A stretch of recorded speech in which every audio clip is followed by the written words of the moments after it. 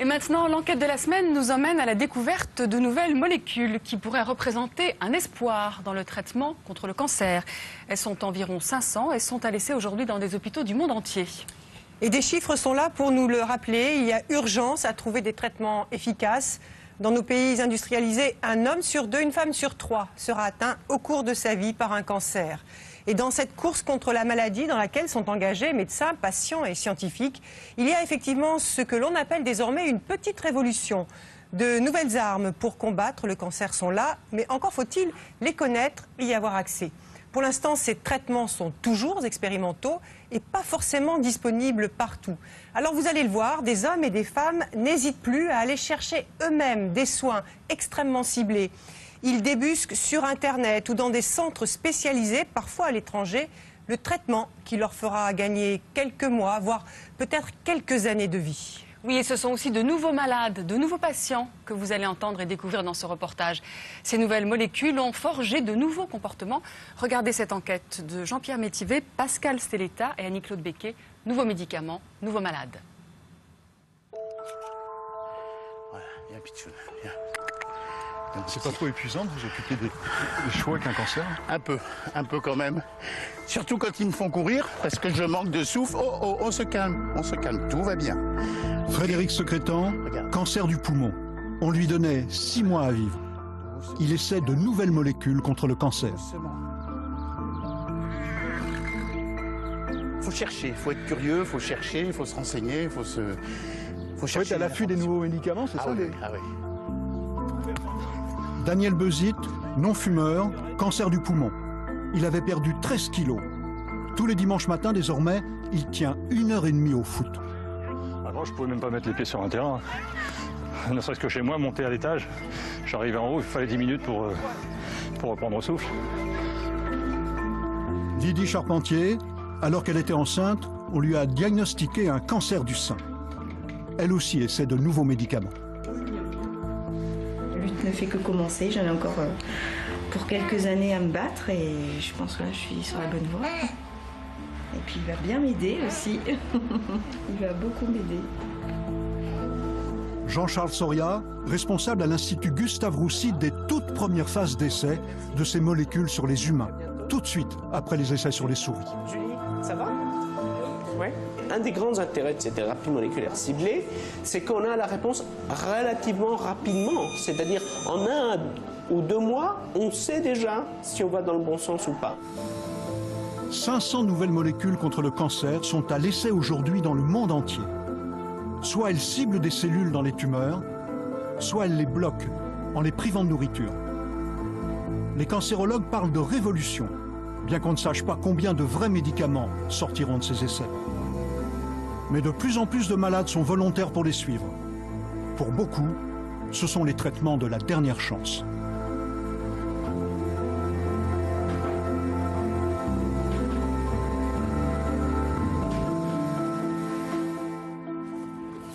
À 53 ans, Frédéric Secrétan a une passion, les pur sang arabes. En Camargue, près d'Aigues-Mortes, avec son épouse, il en élève 2, très nerveux, capables de trotter des dizaines de kilomètres en une journée. Sois plus autoritaire, engueule-le. Allez. En 2003, on lui découvrait un cancer au poumon. Les chimios classiques échouaient. Et 2 ans plus tard, l'hôpital n'avait plus de traitement efficace à lui proposer. Généralement, on vous dit, on n'a pas autre chose. Il en a pour 6 mois, on va l'envoyer à Toulouse. On a un confrère qui est très bien. On le dit pas, mais enfin, sous-entendu, on l'aidera à passer. C'était il y a 2 ans. C'est pas en tout... Oh.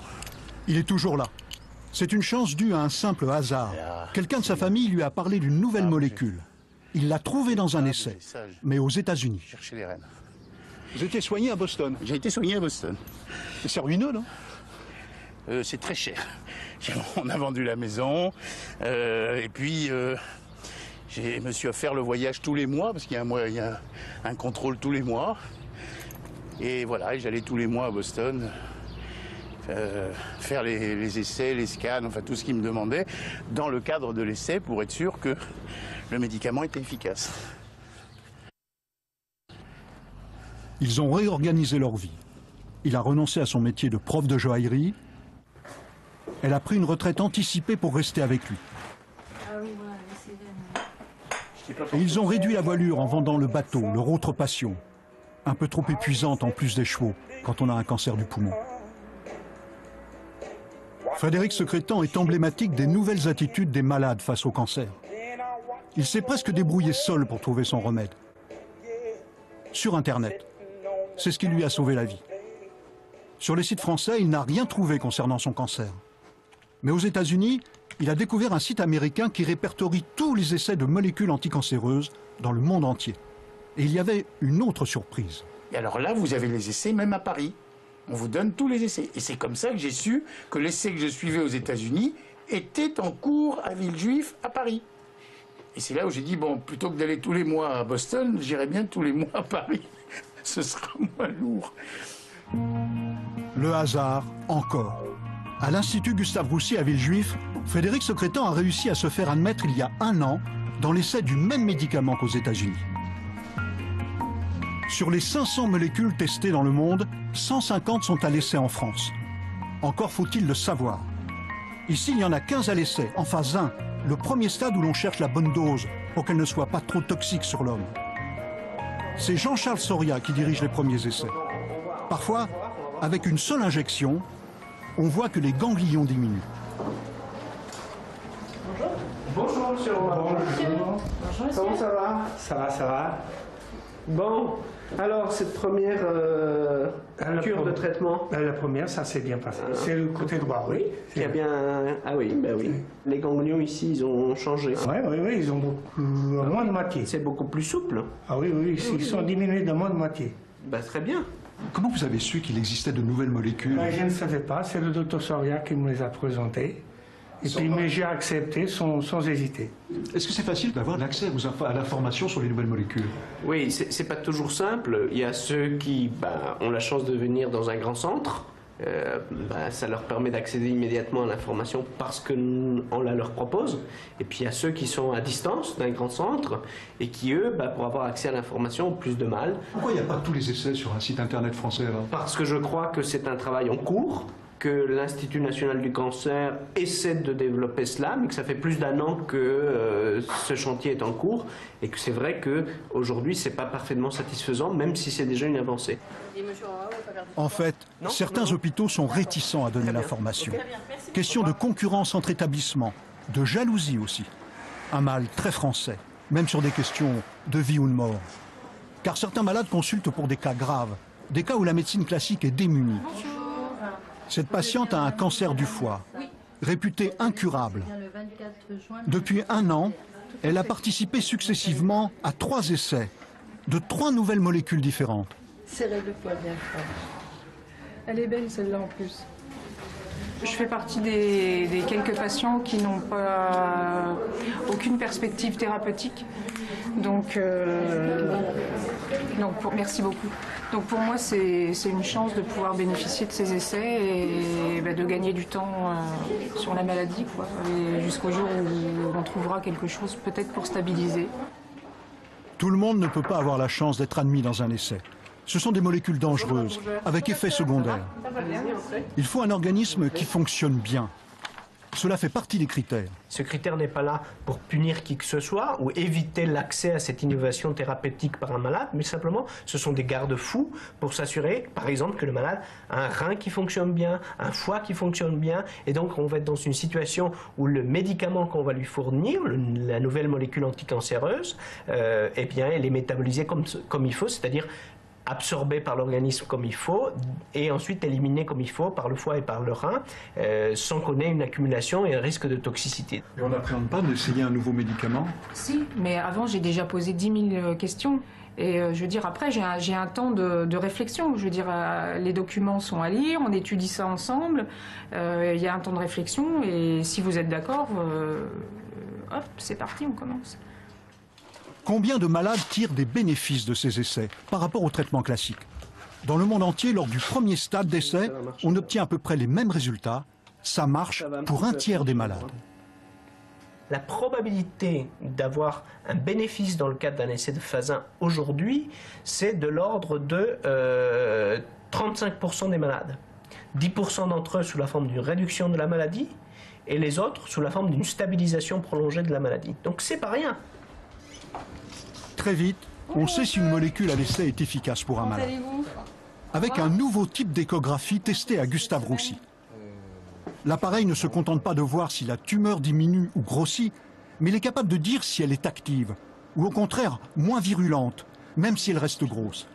Il peut y avoir une partie qui est neutralisée, nécrosée comme on dit. Voilà, donc c'est relativement stable. Et surtout, il y a des zones qui commencent à être bien nécrosées. Voilà, donc ça, ouais, on commence à voir, il y a des zones beaucoup plus franches qu'initialement. C'est une bonne nouvelle, ça. Donc voilà. Au bout d'un mois, voire 2 semaines, on sait avec cet appareil si la molécule à l'essai sera efficace ou s'il faut en essayer une autre.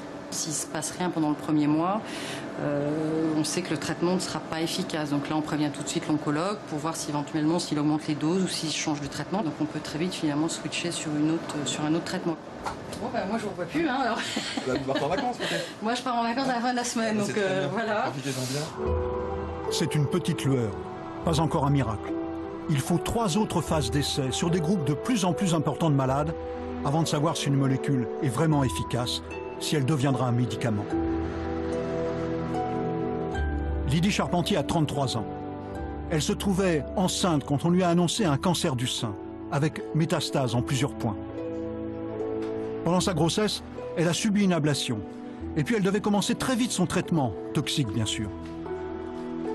Alors on a fait naître le bébé prématurément, à 6 mois. Il pesait 1,7 kg à sa naissance, en février.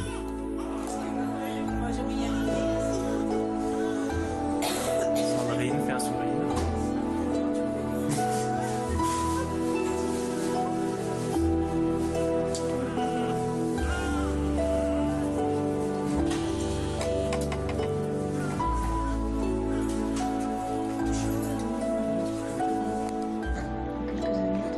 Le bébé a 6 mois, il est en bonne santé. Sa maman continue son traitement. C'est un combat incessant, permanent. Au quotidien. Quotidien. C'est des coups de fatigue à répétition. Donc il faut que je sois là constamment, quoi. Faut que ça aille pas. Et c'est lâche l'existence ou on s'efforce de ne pas y passer? On s'efforce de pas trop y penser, d'aller de l'avant, toujours. De partir gagnant. Parce qu'on n'a pas trop d'autres choix.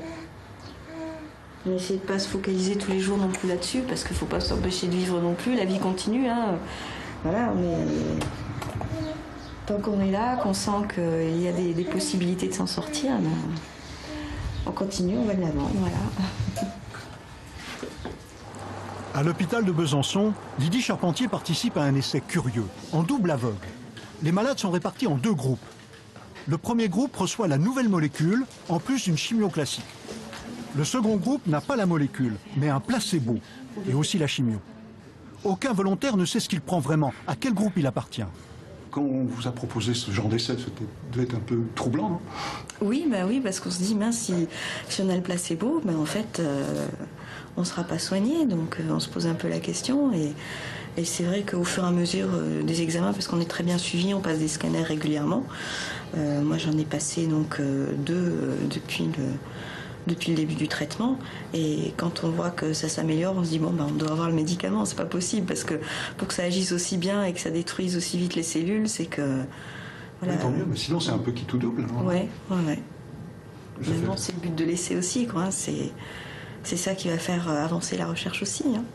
À l'attaque. Et Xavier Pivot, son médecin, ne sait pas non plus dans quel groupe elle se trouve. Si elle reçoit bien la nouvelle molécule appelée Avastin. Comment va le bébé? Super bien. C'est un essai qui a comporté plus de 1000 patientes dans le monde entier, hein, d'Australie, de Japon, d'Europe et de Besançon. Donc il a fallu accepter de participer à cet essai qui était vécu comme une chance d'avoir une nouvelle molécule qui était à l'époque pas encore disponible en routine dans nos hôpitaux et dans nos soins quotidiens. On n'a pas trop peur de devenir cobaye ou ça reste? Si, on se pose un peu la question, mais bon, ça n'a pas duré longtemps, quoi. Je me suis dit que si on me le proposait, c'était certainement la meilleure alternative pour moi, donc j'ai pas vraiment hésité. Et là, les résultats sont très bons et le médecin pense qu'elle reçoit la molécule. On ne voit plus une métastase. Donc a priori, vous êtes en rémission. Donc on peut vraiment stopper la chimiothérapie et se contenter de l'Avastin tout seul. Donc je crois que cette situation d'efficacité, on ne pouvait pas avoir mieux que ça. Je suis super content pour vous. Et je crois que vous pouvez ouvrir la bouteille de champagne ce soir. D'accord. Tout va bien. On continue. On y va. Mais en cas d'alerte, va-t-on jusqu'au terme de l'essai? Si le médecin soupçonne que le malade reçoit le placebo, est-ce qu'il continue? C'est la question que pose le cas de cette nouvelle patiente. Allez-y. J'ai vu qu'il y avait le marqueur qui avait remonté. Là encore. Mais pourtant, il ne trouve rien au... Non, et j'ai les phosphatase-alcalines aussi, vous savez, qui sont une petite protéine qui se trouve dans l'os. Ouais. Et le fait qu'on la retrouve un peu plus élevée dans le sang, ça pourrait montrer que la maladie de l'os retravaille. Le fait que le marqueur s'élève fait que je vais demander à ce qu'on lève l'aveugle pour savoir qu'est-ce que vous avez reçu. Vous n'avez rien à faire, ça c'est un travail administratif. Parce que comme ça, si jamais on voit que vous avez reçu le placebo, ben on vous donnera l'Avastin. D'accord. On s'affole pas tout de suite. Non, non, là on s'affole pas tout de suite.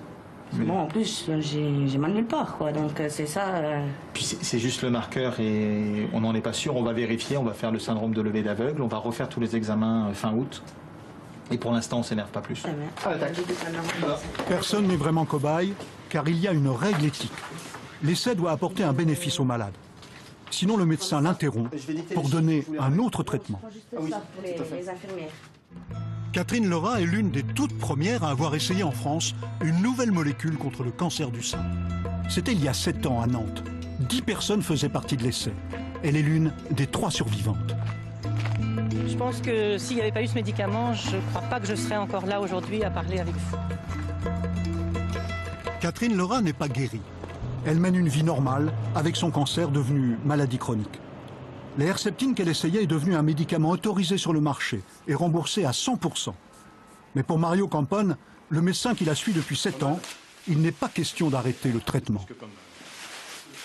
On essaye de continuer le médicament aussi longtemps que la maladie est contrôlée. C'est comme ça qu'on parle de maladie chronique. C'est-à-dire que grâce à ces médicaments-là, en quelque sorte, vous mettez les cellules, elles dorment. Et on espère qu'elles dormiront le plus longtemps possible sans jamais se réveiller. C'est pour ça qu'on n'a pas forcément envie d'arrêter ces médicaments-là. La crainte que l'on a, c'est si on supprime les médicaments, que les cellules n'aient qu'une envie, c'est redémarrer. Et quant à moi, je vous avoue, je pense que ce serait très stressant pour moi d'arrêter le traitement. Ah oui, vous auriez peur que ça reprenne, que ça galope? C'est évident, c'est évident. La survie a un prix. Il faut une injection de ce médicament, la Herceptine, toutes les 3 semaines. Tu peux me donner de l'Herceptine, s'il te plaît? Une injection représente 3 flacons. Le flacon, c'est 620 €. Et le traitement de madame, donc, ça revient à combien? La cure, 3 flacons, 3 fois 600. 1800. 1800 €, donc, l'injection. Le traitement de Catherine Lerat est donc de 30 000 € par an, rien que pour ce médicament. On a changé d'échelle de prix. Là où on était à des milliers d'euros au kilo, on est passé à des millions, voire à des dizaines de millions d'euros au kilo. Démonstration à la pharmacie centrale de l'Institut Gustave Roussy. Beaucoup de ces médicaments ne sont pas en vente libre, ils sont disponibles seulement dans les hôpitaux, sur dérogation spéciale et pris en charge à 100%. Voilà un autre produit, thérapie ciblée conservée au frais, qui est le Maptera. Voilà. Un des produits parmi les plus coûteux actuellement sur le marché. Plusieurs dizaines de milliers d'euros par traitement et par patient. Le traitement d'une leucémie myéloïde chronique administrée par voie orale, ou pour son produit ici qui est un de ses concurrents, c'est environ 4 000 € la boîte. Alors ça peut paraître extraordinaire, mais après tout, il va renfermer 60 comprimés, 2 comprimés par jour. En gros, ça va représenter 120 € par jour et par patient. Mais pour un patient qui va pouvoir se traiter tout seul, par voie orale en plus, ici, pendant des années, on l'espère, avec une tolérance qui est bonne et une réinsertion sociale et sociétale y compris en termes de travail au quotidien et d'environnement familial, complètement réhabilités. Et ça, c'est quelque chose de complètement nouveau dans la prise en charge de nos patients. Comment justifier de tels prix pour des médicaments qui sauvent des vies? Réponse dans le berceau de l'industrie pharmaceutique, en Suisse, à Bâle. Les grands laboratoires pensent réaliser la moitié de leur chiffre d'affaires dans les 5 ans qui viennent avec les anticancéreux. Les prix s'expliqueraient par le coût de la recherche. Il faut tester entre 1000 et 10 000 molécules différentes avant d'en trouver une bonne. C'est un processus qui prend environ entre 5 à 10 ans en tout. C'est-à-dire qu'il y a plein de fausses pistes dans la recherche. Il y a plein de fausses pistes. Il y a plus souvent de fausses pistes que de bonnes pistes. Et c'est un métier qui est fait d'échecs, essentiellement. Et une fois que l'on a gagné sur une bonne piste, on avance et on dépense environ, lorsqu'on intègre tous les échecs sur un médicament qui a atteint les patients, on dépense environ 1 milliard de francs suisses, qui correspond à 700 millions d'euros pour la découverte et le succès d'un médicament. Changement d'époque aussi, disent les laboratoires. Il faut construire de nouvelles usines de biotechnologie, des cuves où l'on élève des bactéries qui fabriquent des anticorps qui deviendront un médicament. S'il est seul à posséder ce médicament, le laboratoire est en situation de monopole et impose son prix aux États. Les marges bénéficiaires des labos sont de 30%, 2 fois plus que dans les autres industries. Et dans certains pays d'Europe, les prix posent problème. À Londres, le 20 juillet dernier, devant le palais de justice, toute la presse anglaise, les radios, les télés attendaient une femme atteinte d'un cancer du côlon.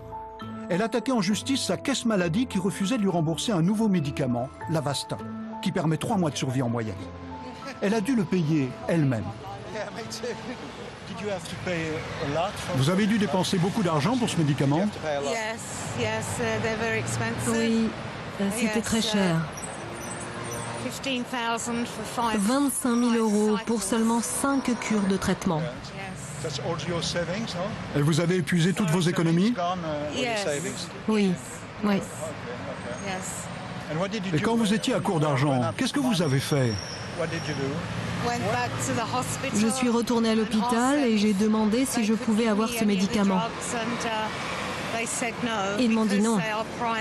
Il n'est pas fourni gratuitement, vous devez l'acheter vous-même. Je n'avais plus d'argent. C'est une association anglaise de défense des malades, Bowel Cancer UK, qui a encouragé Victoria Hotley à faire ce procès et qui a pris en charge les frais d'avocat. Mark Harrison est médecin oncologue dans un hôpital de la banlieue de Londres. Il nous explique qu'en Angleterre, on a presque fixé le prix de la vie pour un malade. Au Royaume-Uni, il existe une règle non officielle appelée le QALY, l'ajustement de la qualité de la vie pour un an. Selon cette règle, le bénéfice potentiel d'un médicament permettant à un malade de vivre une année supplémentaire devrait coûter moins de 50 000 € pour que ce soit remboursé. Donc les médicaments coûtant plus cher ne seront généralement pas donnés aux patients. Le soir même, le juge rend son verdict. Victoria Hotley a gagné. Le tribunal oblige la caisse maladie à lui fournir gratuitement le médicament. Épuisée, dans un souffle de voix, elle répond aux journalistes. À quel point ça a été difficile et comment vous sentez-vous ce soir? Ça a été très dur, beaucoup de travail, beaucoup de pression, mais je suis contente. Et comment est votre santé? Pas trop mal. Elle fait la une des journaux du soir. Mais le verdict ne fait pas jurisprudence. La décision ne concerne que le cas de Madame Hotley. Les autres patients dans la même situation devront aller à leur tour en justice. Pourquoi il n'y a pas plus de malades qui font des procès? La plupart des patients aimeraient aller en justice, mais on a affaire à des personnes qui n'ont plus qu'une semaine ou un mois à vivre. Le temps que la lente roue de la justice se mette en marche, il est déjà trop tard. Le pauvre patient est mort. Le dernier malade dont je me suis occupé et qui a voulu aller en justice est mort 4 semaines après l'envoi de sa plainte à sa caisse de sécurité sociale. Donc ils n'ont pas le temps de porter l'affaire en justice. Le prix est un obstacle en Angleterre, pas en France. En France, on a d'autres soucis. Daniel Bezit est sportif. Il n'a jamais fumé. Manque de chance, cancer du poumon. Mais tous les dimanches, il rejoue au foot. Alors là, par contre, le problème, c'est qu'on a des jeunes en face. Et les jeunes courent vite. C'est comme les vieux courent moins vite. Je vous laisse imaginer le résultat, quoi. Ça va être plus épuisant, hein. Ouais, mais bon, on joue sur l'expérience. Quand il a su pour son cancer à l'été 2006, il a consulté à l'hôpital le plus proche, en banlieue parisienne. Échec de la chimio. Et sur Internet, quelqu'un lui a donné le nom d'un autre hôpital, d'un autre médecin. Il a eu accès à une nouvelle molécule et il a retrouvé un second souffle. En général, quand vous jouez, vous tenez combien de temps? Tout un match? Ah oui, bah là, disons que à ce rythme-là, avec des récup, comme ça, entre des actions un peu plus poussées, bon bah je peux tenir 1h30 là. Mais bon, c'est toujours difficile, quoi. Et avant le début de votre traitement, donc vous teniez pas le coup? Avant, je pouvais même pas mettre les pieds sur un terrain.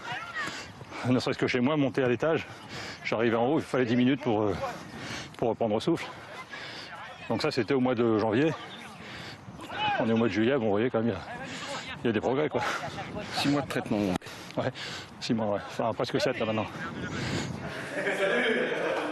Et il peut tenir aussi la troisième mi-temps, avec ses amis, comme avant. Il a renoué avec une vie normale, mais pour ça, il a fallu qu'il se batte pour changer d'hôpital. On vous laisse partir, mais on vous met un petit peu de bâton dans les roues, en ce sens que les dossiers, on a un mal de chien à les récupérer. Les médecins n'aiment pas trop qu'on soit, disons, assis sur deux chaises à la fois. C'est-à-dire, on est dans un hôpital, si on commence à aller prendre des renseignements dans un autre, on sent que ça gêne, c'est pas très bien vu, pas très bien perçu.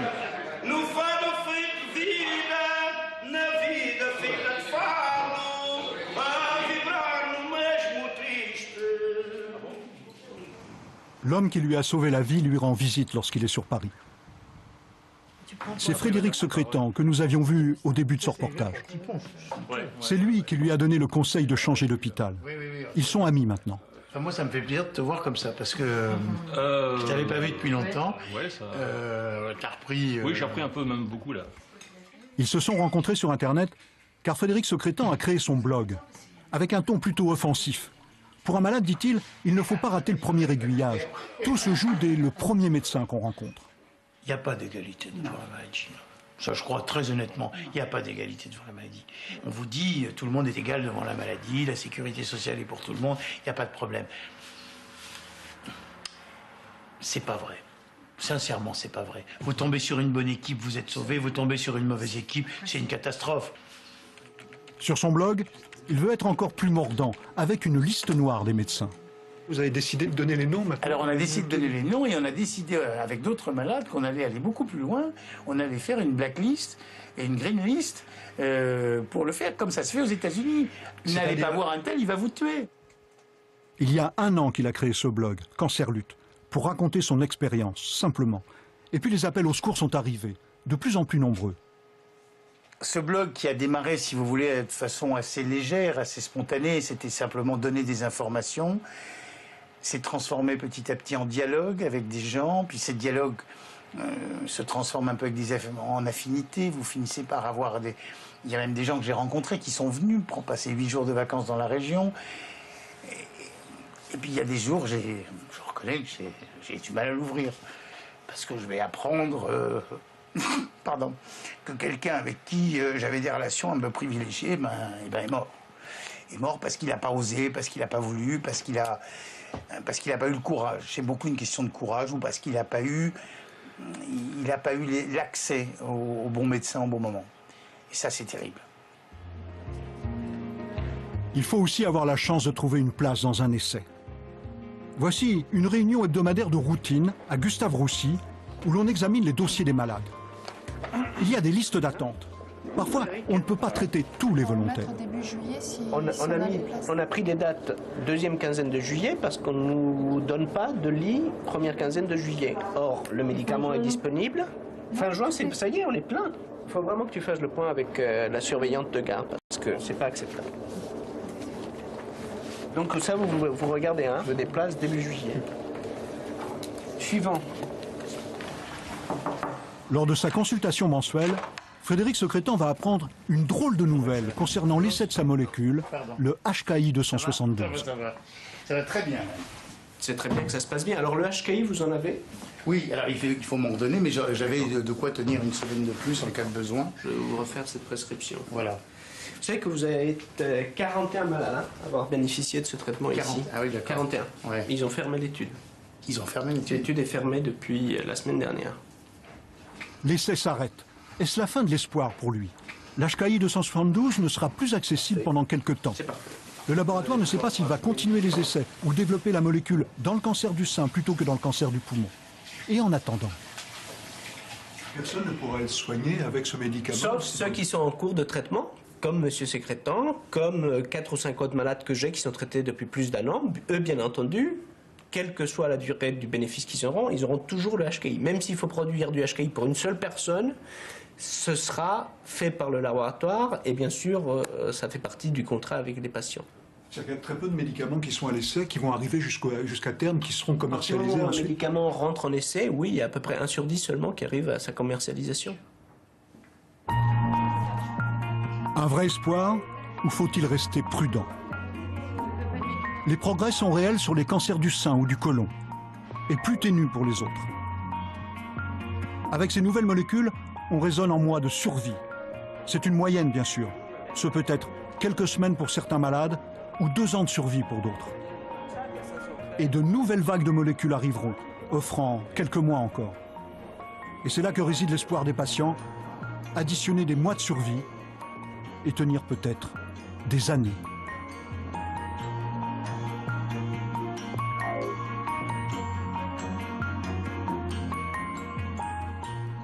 Et bonne nouvelle, malgré des rechutes, tous les personnages que vous avez rencontrés dans ce reportage réagissent plutôt bien à ces nouveaux traitements. Et enfin, tous les sites internet cités dans ce reportage sont disponibles sur notre adresse france2.fr. Et maintenant, sur